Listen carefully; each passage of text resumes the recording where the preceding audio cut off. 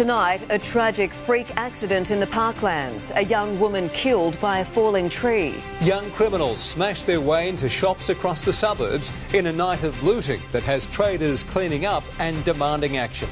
90 years old, collecting for charity in memory of his wife. How this Aldinga man won't let a cruel theft slow him down. King Charles' brave face following his cancer diagnosis as Prince Harry jets in to see his sick father. And circling sharks create an SAC spectacle. We ask the experts why we're seeing so many. This is Adelaide's 9 News with Brenton, Ragless and Kate Collins. Good evening. We begin with a tragic story unfolding in the North Adelaide parklands tonight, where a freak accident has claimed a young woman's life. She was sitting in the shade of a gum tree on our sunny afternoon when a large branch snapped.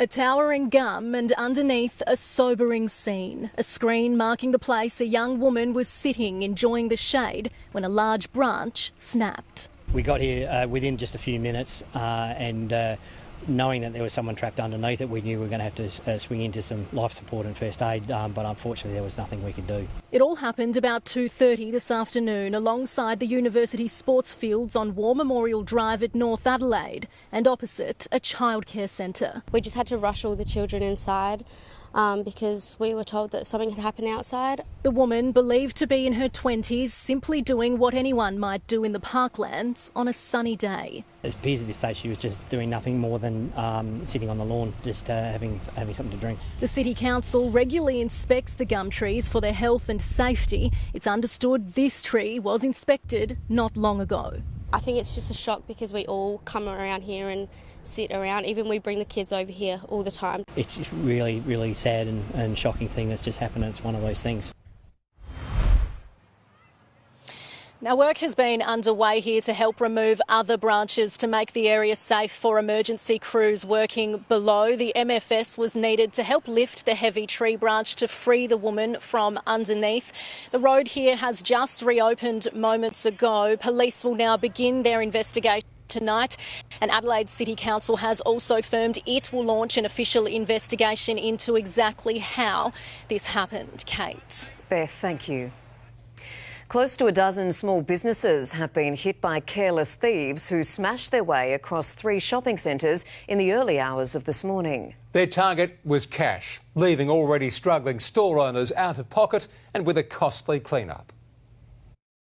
A masked man on a mission trying to kick his way into a Greenwith bakery. Unsuccessful, his friend gives it a go, hurling a dog bowl and chair before scurrying through the scattered mess. They really struggled to smash it, so they took the chairs and then they got in, jumped the counter, done. Once over, the thief swipes the till, his partner carelessly tossing a coffee cup as the pair pull the till free. Massive shock, never seen anything like it, always felt so safe here. The group breaking into 3 other stores at the Highland Village shopping centre, all calculated and careless smash and grabs. And almost identical to others carried out at small businesses across Adelaide, gangs hitting shopping centres in Torrensville, Para Hills and Greenwith, all in just over an hour. It's hard for the business owners, it's a struggle for everybody at the moment. But yeah, this is disgraceful. It started at Brickworks Marketplace. Thieves in similar clothing to those at Greenwith caught on camera rummaging through a pizza shop. Till in hand, they helped themselves to a drink. One of 4 shops there this morning facing a clean-up. If I can't trade, then I'll lose like $1,000 or $2,000 today, and this big impact if this is not safe. Costly too for store owners in Para Hills. I'm pretty angry because, we work so hard, and in this day and age everything's it's hard to make ends meet. Police are tonight still investigating if they are all linked. I would say that South Australia remains one of the safest places in the world, and what we're committed to doing is keeping it that way. We gave police the chance to speak today on camera to reassure the community, but they refused. Tonight, they're still hunting those responsible. Brenton? Thank you, Kelly. A 90-year-old Aldinga man has been hit by heartless thieves. They broke into his car as he went for a walk. The stolen loot, proceeds of the charity he founded in honour of his late wife. Married for almost 61 years, when Judith Rowe died in 2017, Dean lost the love of his life. We celebrated her 82nd birthday, and 14 days after that, she lost her battle, unfortunately. 7 decades after the pair met on a blind date, Dean dedicated his life to her in a different way, creating Judith's legacy, raising money and awareness for ovarian cancer. I don't hide it. I'll talk about Judith's story at any time, how we've been and what she went through with those chemo. But on Sunday morning, the 90-year-old suffered another loss. Returning from a walk along the Aldinga Esplanade, he found his car had been broken into, money raised for his charity and fundraising items stolen, as well as his credit cards, the thieves running up hundreds of dollars in extra charges within the hours. Oh, a bit of a hell of a shock when, bit of panic stations. Oh, God, where's my card? Dean sad that someone could be so callous. The stolen items were in bags branded with Judith's legacy, but a man who's been unstoppable in already raising $100,000 is trying to take the crime in his stride. They've been taken and then you've got to replace it all, which is a hard bit. It's not easy. Dean hasn't let this stop his good work though. Later this month he'll host the 7th annual Judith's Walk on what would have been her 89th birthday. With losing Judith, I guess we've lost, that was a great loss to a lot, not just me, to a lot of people. But it's coming positive of what I'm doing now, all in her memory. Shannon McDonald, 9 News. King Charles has been seen for the first time since his cancer diagnosis was made public. The appearance came shortly after Prince Harry arrived in London to be reunited with his father, flying in from California. Not slowing down. Britain's most prominent cancer patient leaves his home at Clarence House with a smile and a wave for crowds outside, as the King and Queen made the short drive to Buckingham Palace, greeted by well-wishers. Hopefully they'll be able to treat it and he'll be well and back on form again. As he undergoes treatment as an outpatient, Charles' contact with others has been restricted. One major exception, his son, Harry. The Duke of Sussex flew to London overnight from California, going straight from the airport to Clarence House. It was father and son's first meeting since the coronation and lasted under an hour. King Charles is by nature, he wants to heal not only the world, but I think his impulse would be to try and heal the family. From Buckingham Palace, Charles and Camilla were whisked away by air to their Sandringham estate. That's where Charles was last seen in public at the weekend. He knew then what the world didn't know, that he'd been diagnosed with cancer. As he'll be recuperating there for the foreseeable future, other royals have started stepping in for him. Your Royal Highness, how is the King? Princess Anne visiting a community centre after handing out honours at Windsor Castle. The palace says it won't be providing running commentary on how the King's therapy is going, and so updates may be far and few between. But someone who's had an insight is the Prime Minister Rishi Sunak, who says the cancer was caught early. I'm, of course, in regular contact with him. All our thoughts are with him and his family. And thankfully, this has been caught early, and now everyone will be wishing that he gets the treatment that he needs. At the least, the King's positive public face seems to be just what the doctor ordered. In London, Brett McLeod, 9 News. Straight to Nine's Europe correspondent Edward Godfrey, who's at Buckingham Palace. Edward, will Prince Harry see his brother William while he's in London? Well, Kate, sources close to Prince William say he has absolutely no plans to meet with his brother Harry while he is here visiting in London. Others here are suggesting that perhaps a family friend could intervene and broker something to get the two together, but there is nothing on the table at this stage. Prince William will resume royal duties today. He's had a few weeks off caring for his wife Kate with her abdominal surgery and caring for the kids. He has an event at Windsor Castle this afternoon our time, and then tonight he'll be here in the city in London at a charity gala event where he is scheduled to give a speech. And perhaps, Brenton, he will say something publicly for the first time since his cancer diagnosis was revealed. Thank you, Edward. Bad news for holidaymakers. A day after the state government announced Emirates is returning, another international carrier has pulled the pin on South Australia.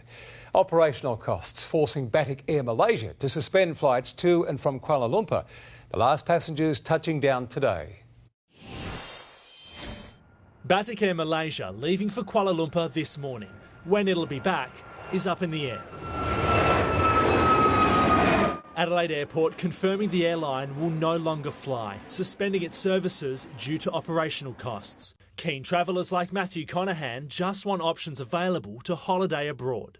Yeah, it is annoying, but we're in a small city, I guess. Batik Air Indonesia also scaling back flights to Bali from 4 to 2 a week, but insists it's common for this time of year, despite 200,000 South Australians travelling to Indonesia last year, Adelaide Airport's largest international market. If I have to take another international route, I'll take another route. The Batik Air Malaysia service only started last July and comes just a day after Emirates announced its return to Adelaide, the wind taken from the sails of international travel's triumphant return to South Australian skies. I was surprised to see as many people coming to Adelaide when I was at Kuala Lumpur. I thought the flight would be nearly empty, but it was pretty packed. The government remains in negotiations with Qantas, Cathay Pacific and China Southern to secure more international carriers and direct overseas routes. Cathay Pacific wants to come back to Adelaide on a frequent basis. They were an important airline before, they are now. The trouble that Cathay Pacific have got is particularly around recruitment of pilots. Batik Airlines has been approached for comment. Will DeFulvio, 9 News. The MFS had to bring in special equipment to rescue a tradie who fell from scaffolding at a Lightsview home. The fall left him stranded on a roof in Tama Road at around 7:20 last night. After the delicate retrieval, he was handed over to paramedics who took him to hospital.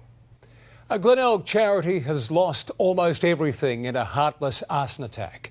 Its food storage area was destroyed. Donations that were destined for hundreds of our homeless in the local community. Ash, debris and empty shelves. The remnants of a room which once held badly needed donations of food. Everything's gone. It's just destroyed. It's in ashes. The fire breaking out in Glenelg's Murphy House around 4:30 this morning. The High Street building, the storage space for St Vincent de Paul, which supports hundreds of homeless in the surrounding community. We like to take out a survival kind of pack, and we won't be able to do that for some time. A children's playgroup area and sewing room used to make clothes for those in need, also rendered useless by what's believed to be an act of arson. It's just disgusting because there's a lot of hard work goes in and people doing it for nothing. The charity doesn't know why it would have been targeted, especially as there's been such a high demand for its services in recent months. It just doesn't make sense because we really are we try to be very kind and understanding to anybody who comes to see us. Firefighters managed to stop the blaze spreading to the neighbouring church, but it took 2 hours to fully extinguish. It's so sad to, that this beautiful building behind, which is, heritage, has now been destroyed. Samantha Hogan, 9 News. The government's again been accused of shifting the goalposts to meet its election commitment to fix ramping. Today, planting thousands of silhouettes in Botanic Park to highlight improvements in ambulance response times. But the Premier says it's no political stunt, instead showing off a better health system. This the backdrop of a government press conference at Botanic Park. 2,277 silhouettes, representing how many more South Australians received an on-time ambulance last month compared to 2 years ago. These aren't fictitious people. These are real people calling 000 who required an ambulance in an emergency response time that were seen on time. The Premier says it's no political stunt, just showing the inroads the government's making. We've halved the number of ambulances rolling up late. Halved them. In January, 71% of Priority 1 patients were seen on time and 65% of Priority 2 cases. But the opposition's accused the government again of shifting the goalposts to meet its election promise. The government and Peter Malinauskas are putting huge emphasis on ambulance response times and what they're doing to fix that. That wasn't what they took to the last election. While there's been long-term improvement, the boss of the ambulance service says our paramedics are now dealing with bigger workloads and more 000 call-outs. We have seen some increases in workload over time that have presented another challenge. And with the Royal Adelaide Hospital experiencing its worst month for ramping in January, it remains a big issue for the government. Perhaps focus more on their promise to fix ramping in South Australia and a little less on organising arts and crafts for a media stunt. Ollie Haig, 9 News. A Northern Suburbs man who admitted drunkenly assaulting a police officer and enforcing COVID rules has narrowly avoided jail.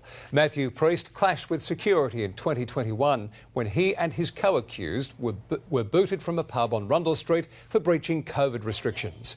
When confronted by police, the 35-year-old attacked an officer, then sprinted from the scene. Priest was handed a 3-month suspended sentence, his behaviour slammed by the judge as appalling. A man's been airlifted to Adelaide with life-threatening injuries from a tractor accident at Swan Reach. It happened while the man in his 60s was working in a vineyard on the Stott Highway just before 7:30 last night. SafeWork SA is investigating alongside police. A fire has destroyed a $2 million wind turbine at Red Hill, north of Snowtown. The turbine head began smouldering early this morning. CFS volunteers called in as sparks began to fly out, igniting a grass fire. Firefighters are still monitoring as the turbine fire burns itself out, creating an exclusion zone in case it collapses. Millions of Australians will soon be able to swap time on their phones for time with their family. The Albanese government securing support for sweeping industrial relations changes that require bosses to consider what is reasonable contact. Sometimes escaping the work phone can be tricky. She will call you back. But tonight, for millions of Australians, it's about to get easier. What we're simply saying is that someone who's not being paid 24 hours a day shouldn't be penalised if they're not online and available 24 hours a day. The government and Greens combining with David Pocock and Lydia Thorpe enough to pass the changes to be implemented by Christmas. We need to be protecting people's, private time and mental health, but how we do that is critical. Exceptions will be made for emergencies, notifying of shift changes, if the employee is paid an on-call rate or if the employee is paid to do the work. How often you are contacted, how you are contacted, the nature of your job description, whether you're being paid or not, and the nature of your family responsibilities. Additional cost, additional complexity and complete, total and utter confusion. Many companies and businesses have exactly these systems in place now. But business groups warn the consequences may impact costs. The idea that you can regulate for common sense through legislation like this is fundamentally flawed. I think there's this thing called common sense, and I think employers and employees use that pretty well. Workers will be encouraged to talk to their employers first before taking the case to the Fair Work Commission, which would give warnings before a fine. The changes are part of sweeping industrial relation laws set to pass the Parliament. They will give more rights to casual and gig workers and give the government another win to start the year. Charles Croucher, 9 News. Sport later with Tom Rehn and Rennie. We've heard from Rory Sloane. We have, and despite that career-threatening eye surgery, the veteran, he's planning to play on this season. Good evening tonight. We'll hear from Rory Sloane on when he's set to return, and when he does, he's set to join Premiership Magpie Mason Cox with this unique look. And from power bad boy to club leader, Sam Powell-Pepper opens up on his proud moment. Thanks, Tom. We'll see you soon. A sea of salmon catches the eye of much larger creatures of the deep. Next, the incredible pictures from Kangaroo Island. Multiple sharks seen swimming through a school of fish captured by a local photographer. And election campaign corflutes now officially a thing of the past in South Australia.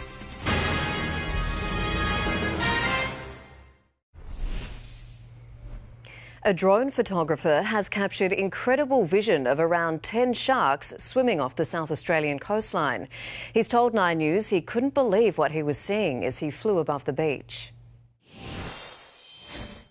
A shark swims through a school of salmon at dusk just last night as another two emerge nearby.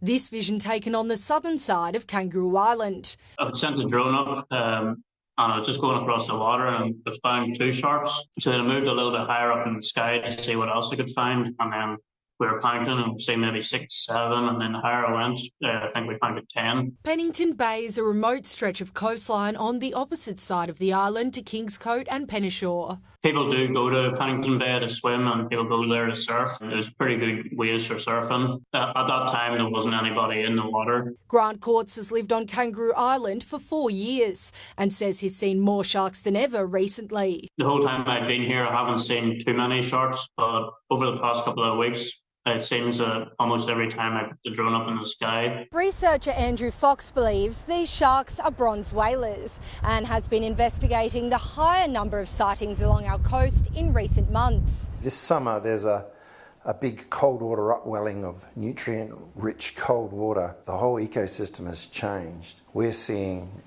dolphins and even blue whales with tuna schools coming inshore, and there's a lot of life, a lot of bronze whaler sharks eating salmon. Even white sharks are increased in number at the moment inshore. Emma Henderson, 9 News. Police have revealed 1 in 5 people involved in deadly crashes in SA last year tested positive to drugs. Nearly 5,500 drivers also tested positive at police road stops. Today, they had a film crew in the streets of Collinswood preparing a new television ad campaign to highlight the dangers of drug driving. Today, as the ongoing part of that advertisement is a controlled collision between 3 cars where the person is driving on cannabis. The ad is funded by an $11 million state government road safety fund. Australians are being ripped off by banks, energy companies, airlines and supermarkets.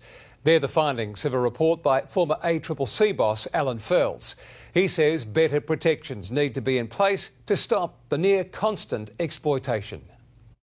Walking into Canberra after months of investigation, Alan Fells says corporate giants are out of control. Australians are paying prices that are too high, too often. And he says the consumer watchdog needs to be more vicious. The cause is weak and ineffective competition in too many sectors. Handing down a report on price gouging, the former ACCC boss made 36 recommendations to the government, including new laws to name and shame corporate price gougers and powers to break up big companies when needed. The Australian government needs to act on high prices. The report finds dodgy corporate practices are everywhere. There's drip pricing, where the advertised price differs from the final amount at checkout, a big problem in online retail, medical procedures and airline tickets.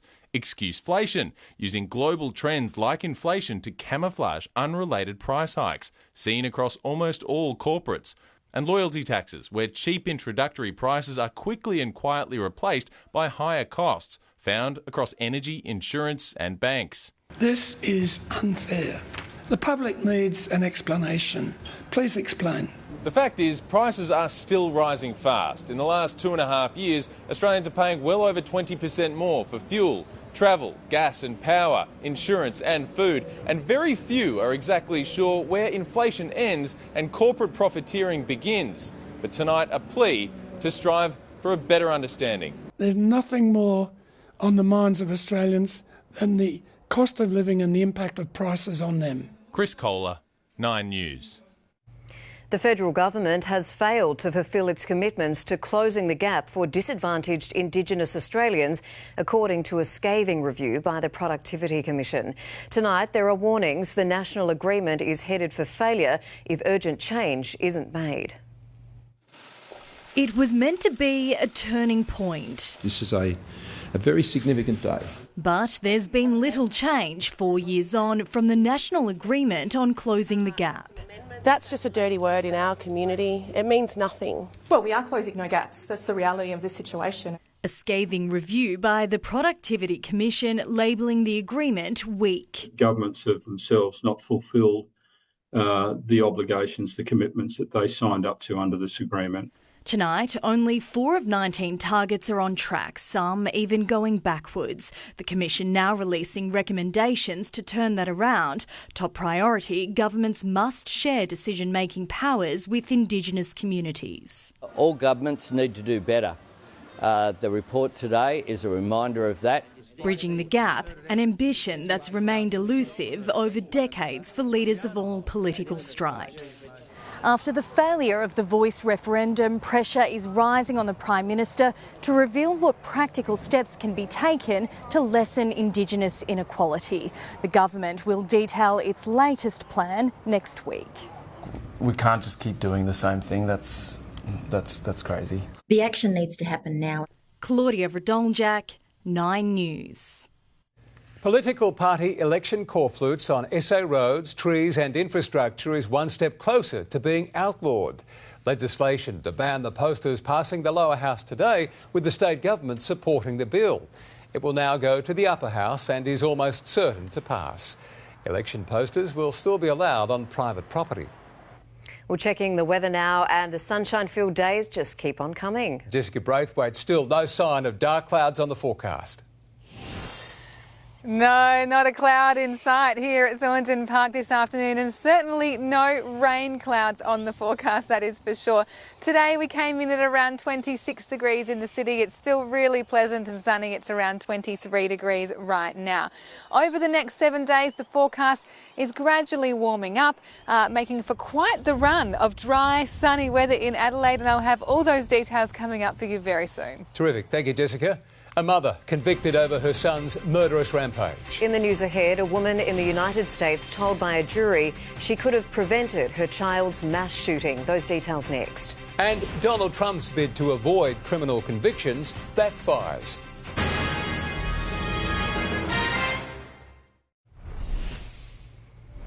For the first time in America's history, a parent has been held responsible for their child's deadly mass shooting. Michigan mother Jennifer Crumbley was found guilty of involuntary manslaughter, a jury finding she could have prevented her 15-year-old son from killing 4 school students. There was almost no emotion. Jennifer Crumbley, statue still, scrunching her eyes as a jury read her fate. We find the defendant guilty of involuntary manslaughter. The Michigan mother becoming America's first parent to be held responsible for their child's shooting. She negligently did not take steps to take care and protect the other children in that school. Ethan Crumbley was 15 years old when he packed a pistol, gifted to him by his parents, and went to school. His teachers found violent drawings and caught him searching online for bullets, but when school officials called the Crumbley parents to alert them, neither would pick up their son. Hours later, Ethan shot dead 4 high school students. If you could change what happened, would you? Oh, absolutely. I wish he would have killed us instead. The killer teenager has already been sentenced to life with no parole. This trial focused on the fact the shooting could have been prevented. A jury finding Jennifer Crumbley acted with gross negligence in both giving a gun to her son and failing to stop him from carrying out shooting mass murder. The thing that really hammered it home is that she was the last adult with the gun. It was a long time coming, but it's definitely a step toward the accountability. And you cannot choose to not take care of your child. You cannot choose to not nurture your child. Ethan Crumbley's father faces the same charges. He's awaiting trial, where there's now precedent for a parent to be criminally liable. In the United States, Lauren Tomasi, 9 News. 32 of more than 130 hostages still held captive by Hamas are no longer alive, with Israel informing their families. It comes as the war in Gaza enters a 4th month, fighting continuing along Israel's northern border with Lebanon as well. Donald Trump has suffered a significant legal blow today, with a US court unequivocally rejecting his claim that presidents should be immune from criminal prosecution. The 3 judges called his claim irrational and say his stance would collapse the US legal system. Accused of plotting to overturn the 2020 election and defrauding the United States, Donald Trump claimed US presidents should have absolute protection from prosecution. And I feel that as a president, you have to have immunity. Very simple. But his argument was shut down by the District of Columbia Circuit Court of Appeals, a 57-page ruling with a decisive and unanimous opinion. Former President Trump has become Citizen Trump, with all of the defences of any other criminal defendant. They went on to describe his position as irrational, that his stance would collapse our system, placing the president beyond the reach of all 3 branches. Trump's campaign said they respectfully disagreed. Every future president who leaves office will be immediately indicted by the opposing party, while his Republican allies echoed his ongoing claims of a political witch hunt. Extreme Democrats will stop at nothing in attempt to prevent President Donald Trump from returning to the White House. And we call it lawfare, and I think there's no other way to describe it. The most serious of his cases, if convicted, he would face significant jail time. Today's ruling brings Donald Trump one step closer to an unprecedented criminal trial before the November election. If he is elected president, he could pardon himself, but his current legal options are rapidly diminishing. He has 6 days to file an appeal with the Supreme Court, with no guarantee they will take it up. In Washington, D.C., Alison Petrowski, 9 News. Are you on a mobile plan where you're paying too much for data? When 9 News returns, we speak to a telco expert on how to manage your plan and how to find one better suited to your needs. Plus, the world-first discovery by Australian scientists offering hope to millions with autoimmune diseases.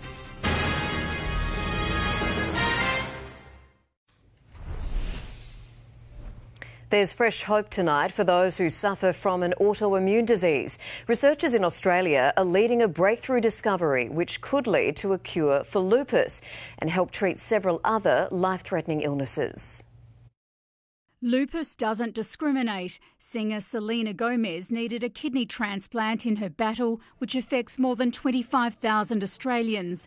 The immune system mistakenly attacks various parts of the body. The joints, then the kidneys, then it's gone up to my heart and my brain. There is no cure, although different medications can control it. I think all the medications that I've been on have had really severe side effects. Current treatments simply wipe out the entire immune system, or most of the immune system. Now an Australian-led breakthrough. This discovery is a world-first treatment to act as a software reset of the immune system. It targets the underlying defect by inserting a protective molecule into the patient's dysfunctional immune cells called Tregs.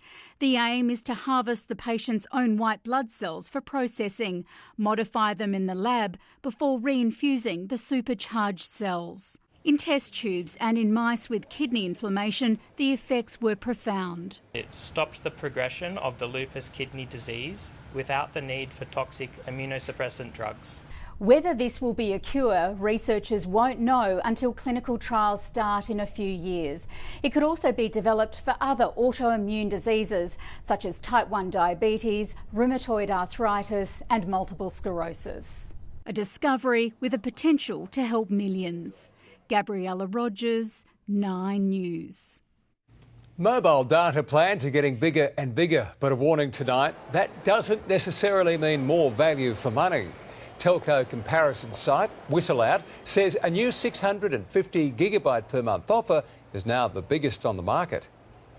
Well, we worked out that if you watched Boy Swallows Universe or YouTube for 6 hours a day for a whole month, you still wouldn't use that amount of data.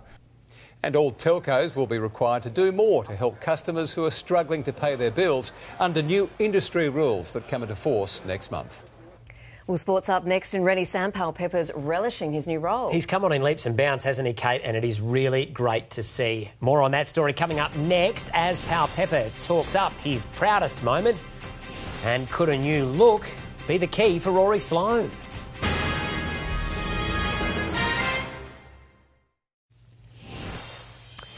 Hello again. Despite undergoing eye surgery for a second time, Adelaide veteran Rory Sloane intends to play on in a 16th season. But the 33-year-old admits he'll need to wear specialised goggles, similar to Collingwood's Mason Cox, for the remainder of his career.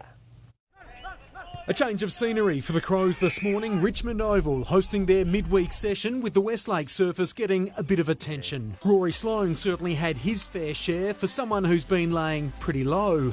Just some light walking and stretching and beach time for me. Today marks a week since the 33-year-old's delicate eye surgery, and finally he can see some light at the end of the tunnel. The plan is to build back up next week.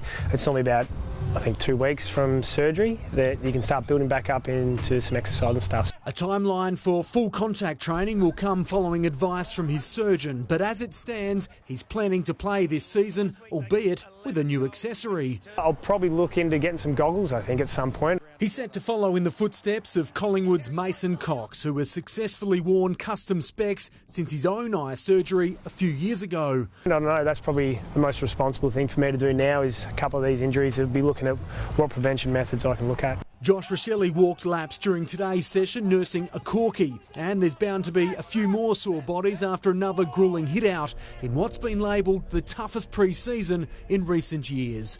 In terms of being sore and being stimulated out there and up in the gym and stuff, it's as hard, if not as hard as any year, for sure. Ahead of his 6th campaign, Ned McHenry is setting himself for a breakout season after featuring in just 11 games last year, several of those as the sub. Everyone's got their goals to play AFL. No one wants to play twos as an AFL listed player, so that's the expectation. I want to put myself in a position to play AFL footy and help us win. McHenry and his teammates will get their first real chance to stake their claim for round 1 selection in an intra-club match in Port Lincoln next Friday. Corey Norris, 9 News.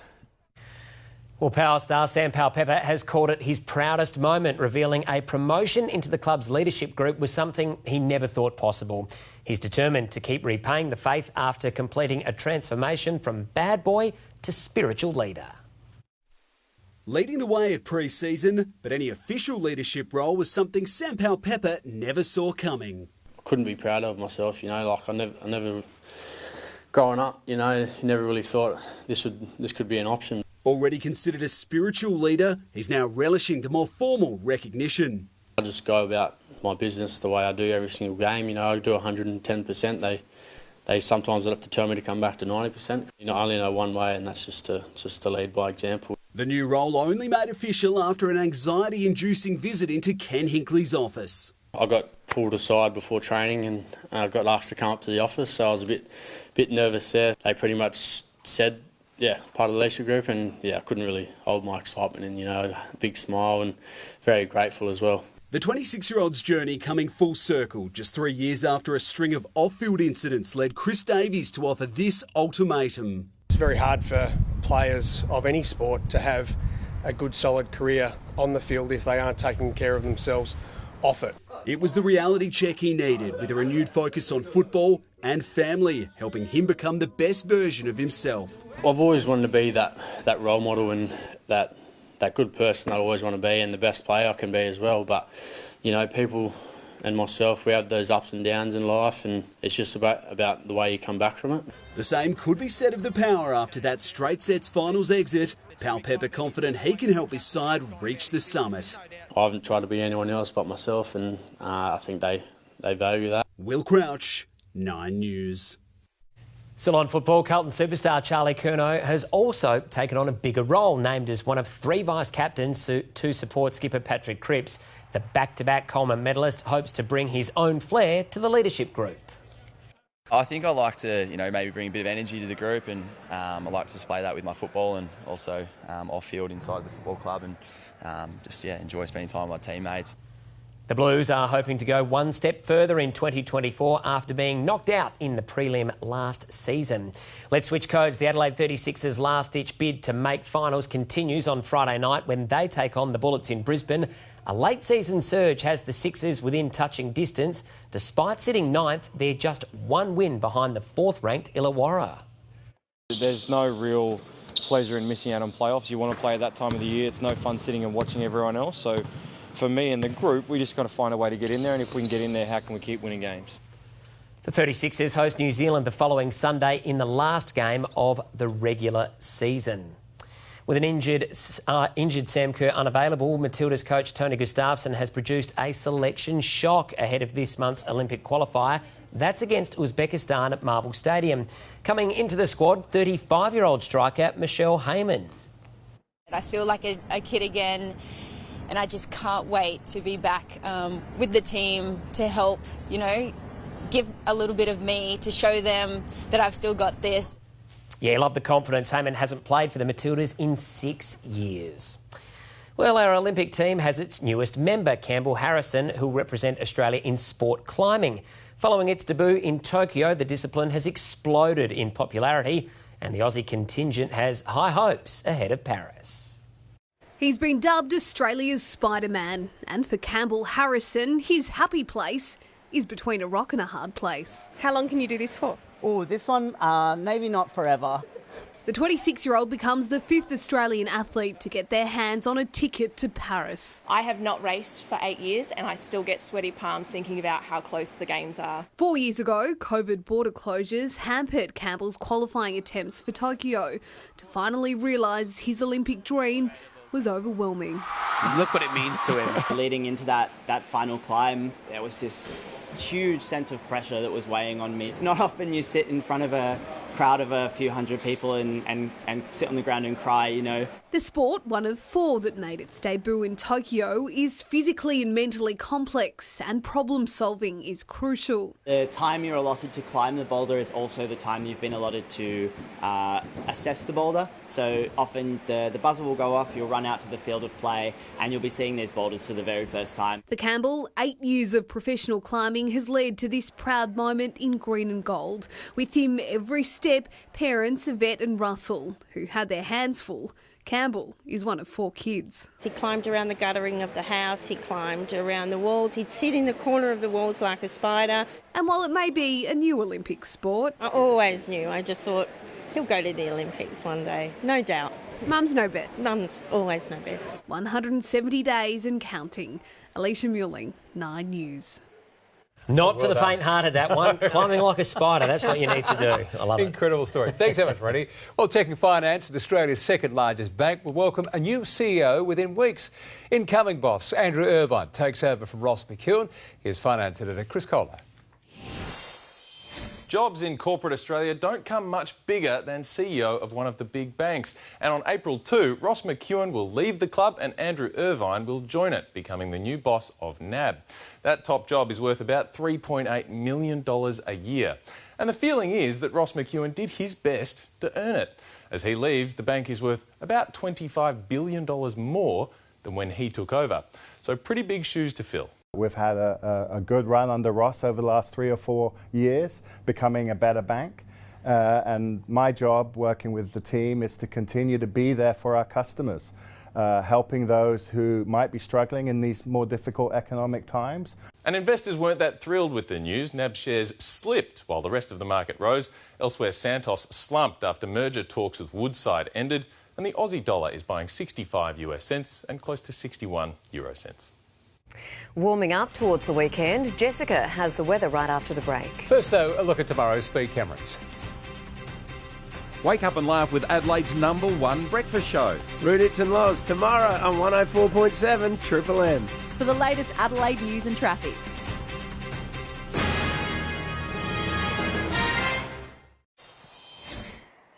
Well, a few of the local birds around Thornton Park have shown up for a cameo in our weather report tonight. Animals and humans out alike, enjoying the sunshine today. We had 26 degrees for our top. Right now it is around 22 degrees and feeling very lovely here by the water. Across the suburbs we saw heaps of sunshine around today. It was pretty windy by the coast. It has tended to be windy off the waters each day this week. We saw 26 degrees at Glenelg and at Noarlunga.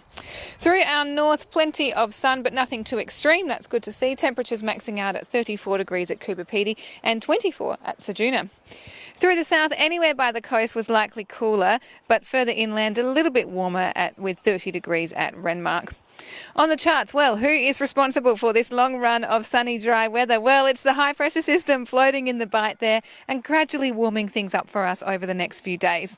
Interstate tomorrow, Melbourne's in for a pretty easy day with a mostly sunny 24. Sydney could be a little cloudier with 25 and Brisbane a shower or two with 31. Back to SA and it is sunny skies stretching out from top to bottom tomorrow. Warm up north, 35 degrees for Coober Pedy and Roxby Downs and becoming windy at Port Augusta again with 33 the top there. So we're drifting back towards the 20s for most of our south. We've got Murray Bridge headed for 28 and Kingscote 25, although Keith could make 30 and Renmark likely in the 30s again too.